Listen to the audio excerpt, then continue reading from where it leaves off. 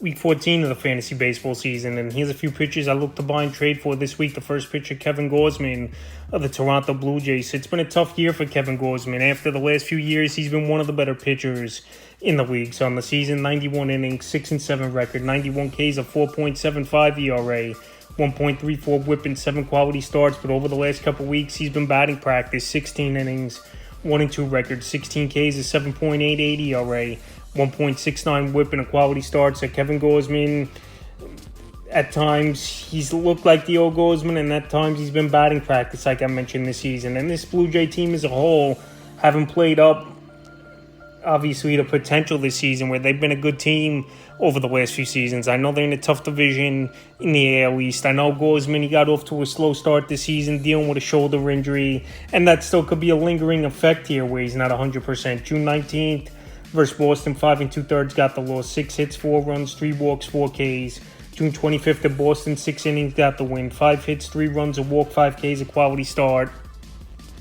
And June 30th versus the Yankees, 4 1/3 got the loss, 7 hits, 7 runs, 5 walks, 7 Ks. So Gausman, he's only had 2 quality starts right now in the last 5 outings, and I definitely think he could turn things around in the second half as Gausman. He's too good of a pitcher just to lose it in one season. And right now, well, he hasn't done much, and he's been batting practice the last few weeks. I think a few decent outings, and Gausman could get back to form, so he's a buy low. Pitcher this week, the next pitcher, Carlos Rodon of the New York Yankees. So Carlos Rodon, he got off to a good start in the early going, but this Yankee team, things have definitely gone the other way after they got off a great start the first 2 months of the season. On the year for Rodon, 93 2/3, 9-5 record, 92 Ks, a 4.42 ERA, 1.26 whip, and 10 quality starts. I know Rodon last season he had a 6.85 ERA in 64 1/3, but he got off to a very strong start. But the last month of the season has definitely done him in. 26 2/3, 2-3 record, 30 Ks, a 7.76 ERA,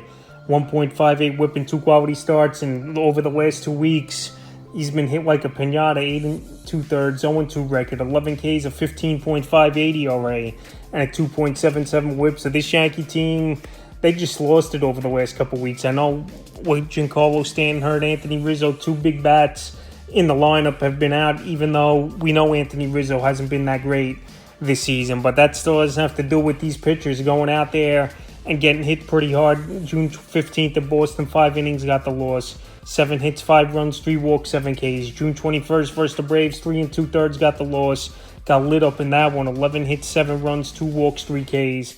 And June 27th at the Jays, 5 innings, got the loss, 10 hits again, 8 runs, a walk, 8 Ks. So teams are just hitting Rodon all over the ballpark, where right now in the last 3 ball games, very alarming number, 28 hits in that time. But Rodon's got talent. I know last season only 64 innings, and maybe he's fatigued out a little bit, even though we've seen Rodon pitch a lot of innings in some seasons, where he was with the Chicago White Sox and the one season with the Giants before he signed with the Yankees. His next outing's here today versus the Cincinnati Reds. And I think Rodon, he just has to get back to the basics. He has to hit his locations.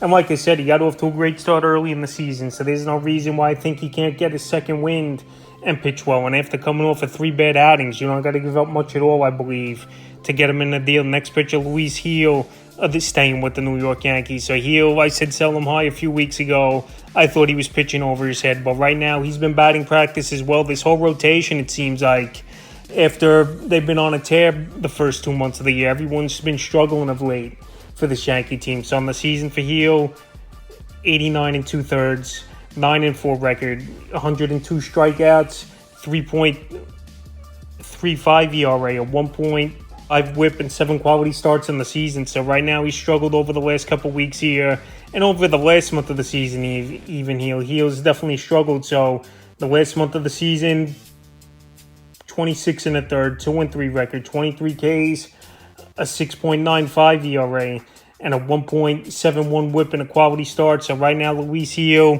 he's been struggling a lot and could be hitting that rookie wall for this New York Yankee team. And he obviously wasn't a big-time prospect in the Twin system before they traded him to the New York Yankees for Jay Cave a few seasons ago. So the last few outings here for Gil, June 20th versus Baltimore, 1 1/3 got the loss. 4 hits, 8 hits, 7 runs, 2 walks, K in that one. June 26th at the Mets, 4 1/3 got the loss. 4 hits, 5 runs, 4 walks, 2 Ks. Second versus the Reds, 4 innings, got the loss. 2 hits, 4 runs, 3 walks, 3 Ks. He's mightily struggled. He hasn't had a quality start in his last 5 outings this year. But like I said, him hitting that rookie ball, and he just has to bounce back right now because this Yankee team, I'm sure, is going to go out there and make some trades to improve this lineup. Stanton, he'll be back sooner than later, I believe. Stanton, he's been swinging a bat, so he should be back in a couple weeks, I believe. And this Yankee team, like I said, their offense is good. They just got to figure it out a little bit. And Heel's just got to pitch better. So right now, well, he's struggling.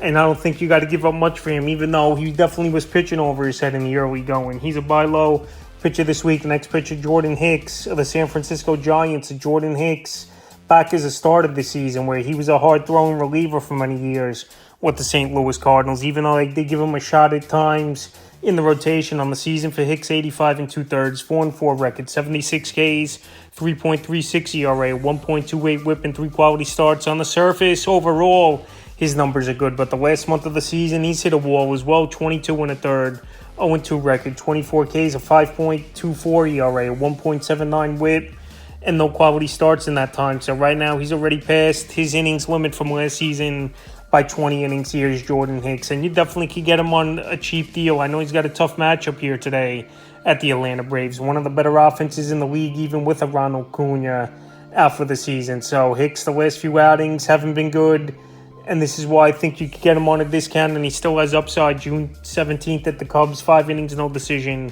4 hits, no runs, 4 walks, 4 Ks. June 22nd at the Cardinals, 4 innings, got the loss, 6 hits in that one, 5 runs, 3 walks, a K. And then June 27th versus the Cubs again, 5 innings, no decision, 5 hits, 3 runs, 2 walks, 7 Ks. His K rate is definitely down, obviously, as a starter this season here for Jordan Hicks. The location hasn't been all that great, and he's getting behind in the counts, and walks have hurt him as well. So right now, we'll see what he can do with the Atlanta Braves. But he's definitely a pitcher you could get on a discount, and he's even available 46% of fantasy leagues on the waiver wire. So right now, Jordan Hicks, he's a pitcher you could buy low, and I think it's a decent back end of the rotation piece for owners. And the fifth and final pitcher I look to buy and trade for is Tanah Hal of the Boston Red Sox. Hal, he was on my sell list a few times this season, and now he's back down to earth as well on the years. Hal, overall, I know the stats are still great with an ERA under a 3, 107 2/3, 7-6 record, 105 Ks, 2.67 ERA, 1.02 WHIP, and 13 quality starts. But the last month of the season, that ERA is close to a 5, 29 2/3, 2-1 record, 30 Ks, a 4.85 ERA, a 1.18 WHIP, and 3 quality starts. In the last 2 weeks, 16 2/3, 0-1 record, 16 Ks, 5.94 ERA, 1.44 WHIP, and a quality start. So definitely a huge improvement from last season, though, to this season for Houck overall. We had a 5 ERA last year and a 2.67 this season, but right now he's pitching in a 5 ERA of latest Tanner Houck. We know this Boston Red Sox team is going to be a 500 team, maybe a couple games over at best right now, especially in a tough division with the O's and the New York Yankees. But like I said, Tanner Houck, he's had, out of the last 3 outings, it's been a mixed bag of results for Houck. He's had one decent outing, one outing he got bombed, and one good outing. June 18th at Toronto, 5 2/3, no decision, 6 hits, 2 runs, 2 walks, 5 Ks.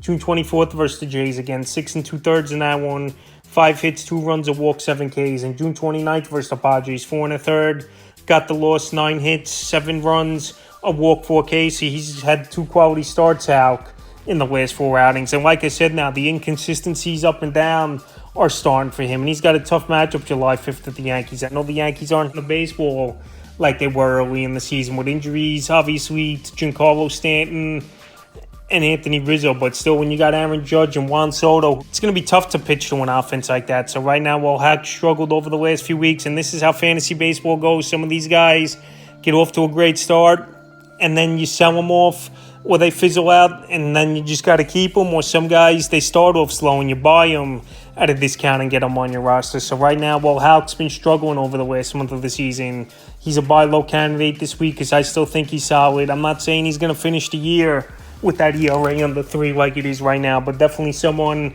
that still can help owner him on a discount now. So that's a few pitchers I look to buy and trade for Week 14 of the fantasy baseball season.